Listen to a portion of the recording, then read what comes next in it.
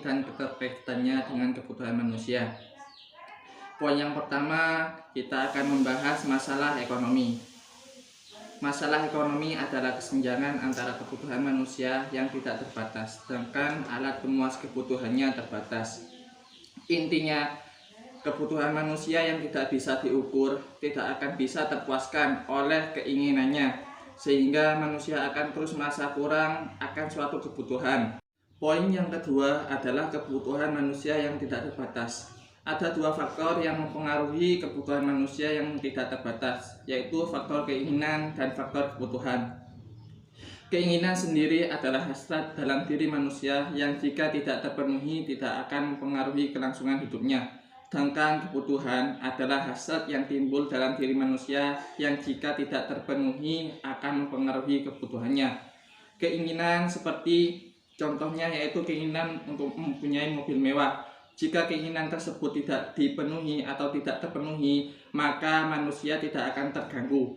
Kalau yang namanya kebutuhan, misalnya kebutuhan akan makan dan minum, bila mana kebutuhan tersebut tidak terpenuhi, maka akan timbul masalah dan mempengaruhi kepada kelangsungan hidupnya. Kebutuhan manusia tidak terbatas dipengaruhi juga oleh beberapa hal. Di antaranya yang pertama, sifat alami manusia. Yang nomor dua adalah tingkat pendapatan. Yang nomor tiga adalah lingkungan alam. Nomor empat, lingkungan sosial. Nomor lima, kemajuan teknologi informasi. Nomor enam adalah agama dan kepercayaan. Nomor tujuh, akulturasi budaya. Dan yang terakhir adalah pandangan perdagangan internasional. Oke, saya akan melanjutkan dari pemateri yang pertama. Nah, di sini ada macam-macam kebutuhan manusia. Yang pertama, kebutuhan menurut intensitas kegunaan. Nah, di sini ada dibagi tiga. Yang pertama yaitu kebutuhan primer. Kebutuhan primer adalah kebutuhan jika tidak dipenuhi akan mengganggu kelangsungan manusia. Yang termasuk kebutuhan primer adalah makan, minum, pakaian, dan rumah, juga kesehatan. Nah, yang kedua adalah kebutuhan sekunder. Kebutuhan sekunder adalah kebutuhan yang sangat penting, tetapi jika tidak terpenuhi tidak mengganggu kelangsungan hidup manusia, misalnya telepon atau sarana angkutan. Nah, yang ketiga adalah kebutuhan tersier. Kebutuhan tersier adalah kebutuhan akan barang mewah. Kebutuhan ini lebih cenderung ditunjukkan untuk menunjukkan status sosial atau otoritas seseorang di mata masyarakat. Nah, untuk yang kedua adalah poin yang kedua adalah kebutuhan menurut waktu. Nah, kebutuhan sekarang adalah kebutuhan yang harus dipenuhi sekarang juga dan tidak dapat ditunda. Misalnya obat untuk orang yang sakit. Nah, yang kedua adalah kebutuhan masa depan, adalah kebutuhan yang pemenuhannya dapat dilakukan kemudian hari dan dapat ditunda karena sifatnya tidak mendesak. Misalnya tabungan dan jas hujan pada musim panas. Nah, di sini ada yang ketiga adalah kebutuhan menurut sifatnya. Nah, kebutuhan ini juga dibagi menjadi dua. Kebutuhan jasmania adalah kebutuhan yang berhubungan dengan jasmani atau fisik, misalnya makan, olahraga, dan istirahat. Yang kedua adalah kebutuhan rohania. Menurut kebutuhan yang bersifat rohani, berhubungan dengan jiwa manusia, misalnya beribadah, bersosialisasi, dan rekreasi. Nah, untuk poin yang keempat menurut subjek. Nah, di sini juga dibagi menjadi dua, kebutuhan individual, yaitu adalah kebutuhan perseorangan atau individu. Misalnya kebutuhan seseorang membutuhkan alat bantu dengar atau kacamata. Nah, yang kedua adalah kebutuhan kolektif, adalah kebutuhan bersama dalam suatu masyarakat dan dimanfaatkan untuk kepentingan bersama. Misalnya jalan raya, rumah sakit, dan sekolah. Setelah kita mengetahui berbagai jenis kebutuhan manusia, kita perlu mengetahui jenis-jenis barang yang dibutuhkan oleh manusia. Yang pertama yaitu jenis barang menurut cara memperolehnya. Di sini ada tiga jenis. Yang pertama barang ekonomi, yaitu barang pemuas kebutuhan manusia yang untuk memperolehnya memerlukan sejumlah pengorbanan tertentu yang biasanya berupa uang. Misalnya yaitu untuk memperoleh makanan kita harus mengeluarkan sejumlah uang. Yang kedua barang bebas. Barang bebas adalah barang pemuas kebutuhan yang tersedia hampir tidak terbatas, sehingga untuk memperolehnya kita tidak membutuhkan pengorbanan dan dapat mengambilnya begitu saja di alam. Misalnya yaitu udara untuk kita bernafas, es di kutub, dan masih banyak yang lainnya. Yang ketiga barang adalah barang yang dibutuhkan, tapi jika barang ini melebihi dari yang dibutuhkan justru akan merugikan dan berbahaya, misalnya yaitu air dan api. Yang kemudian yaitu jenis barang menurut kegunaannya. Ada dua jenis barang. Yang pertama yaitu barang konsumsi, yaitu barang siap pakai karena manfaatnya langsung dapat diambil, misalnya yaitu makanan, minuman, dan pakaian. Yang kedua, barang produksi. Barang produksi adalah barang yang berguna untuk menghasilkan barang yang lain. Barang produksi merupakan istilah lain dari barang modal, misalnya mesin jahit dan radio. Yang selanjutnya yaitu jenis barang menurut proses produksinya. Dibedakan menjadi 3 macam. Yang pertama yaitu barang mentah atau bahan baku. Barang mentah adalah bahan dasar untuk membuat barang lain. Barang ini sama sekali belum mengalami proses pengolahan, misalnya yaitu kapas, kayu, dan hasil tambang. Yang kedua, barang setengah jadi. Barang setengah jadi adalah barang yang telah melalui proses pengolahan tetapi belum dapat digunakan untuk memenuhi kebutuhan karena belum menjadi produk akhir. Misalnya yaitu kain untuk membuat pakaian, besi untuk membuat pisau, dan terigu untuk membuat kue. Yang ketiga yaitu barang jadi. Barang jadi merupakan produk akhir yang telah melalui proses pengolahan dari bahan baku menjadi bahan setengah jadi sampai menjadi barang yang siap pakai untuk memenuhi kebutuhan manusia. Misalnya yaitu pakaian dan masih banyak yang lainnya. Yang terakhir yaitu jenis barang menurut hubungan dengan barang lain. Yang pertama yaitu barang substitusi, yaitu barang pemuas kebutuhan yang fungsinya dapat menggantikan barang yang lain atau dapat saling menggantikan. Contohnya yaitu gas yang dapat menggantikan minyak tanah sebagai bahan bakar. Yang kedua yaitu barang komplementer. Barang komplementer adalah barang pemuas kebutuhan yang akan bermanfaat apabila dipakai bersama-sama dengan barang yang lainnya. Misalnya yaitu mobil dengan bensin, jarum dengan benang, dan kompor dengan minyak tanah. Assalamualaikum warahmatullahi wabarakatuh. Saya Niasmila akan menjelaskan tentang kegunaan barang atau manfaat barang. Manfaat dari suatu barang adalah kemampuan dari barang itu untuk memenuhi kebutuhan atau memuaskan kebutuhan manusia. Kegunaan barang pada umumnya digolongkan menjadi 5. Yang pertama adalah kegunaan bahan dasar atau elementary utility, yaitu suatu barang akan mengalami peningkatan jika diolah dari bahan dasar atau bahan baku menjadi bahan jadi. Yang kedua adalah kegunaan bentuk atau form utility, yaitu suatu barang akan lebih berguna jika diubah dari bentuk asalnya. Misalnya kayu diubah menjadi perabotan rumah tangga seperti meja dan kursi.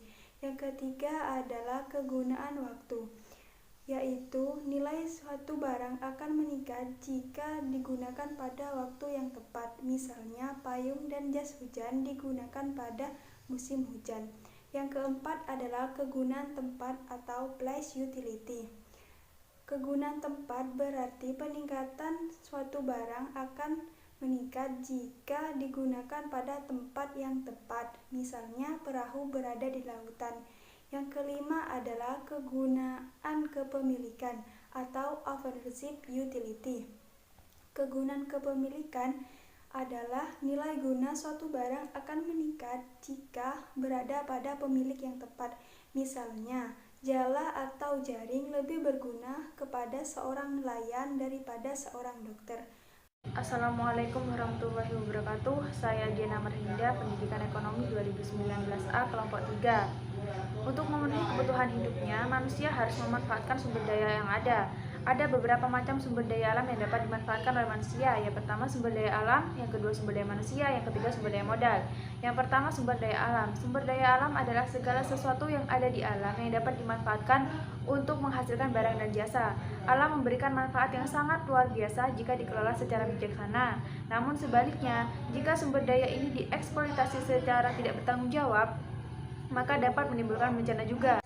Yang kedua, sumber daya manusia. Manusia selain sebagai konsumen dari barang dan jasa juga merupakan sumber daya yang dapat memberikan manfaat besar bagi masyarakat jika kemampuannya dikelola secara maksimal. Banyak negara-negara yang mempunyai SDA sedikit tetapi mempunyai SDM yang berkualitas, bisa jadi negara tersebut menguasai perekonomian negara. Contohnya di negara Jepang dan di negara Singapura. Yang ketiga adalah modal. Modal adalah segala yang digunakan untuk menghasilkan uang dan jasa. Modal itu berupa uang, teknologi, informasi, dan lain sebagainya. Ada beberapa macam modal. Yang pertama, modal menurut pemiliknya, modal menurut sifatnya, modal menurut bentuknya, modal berdasarkan sumbernya.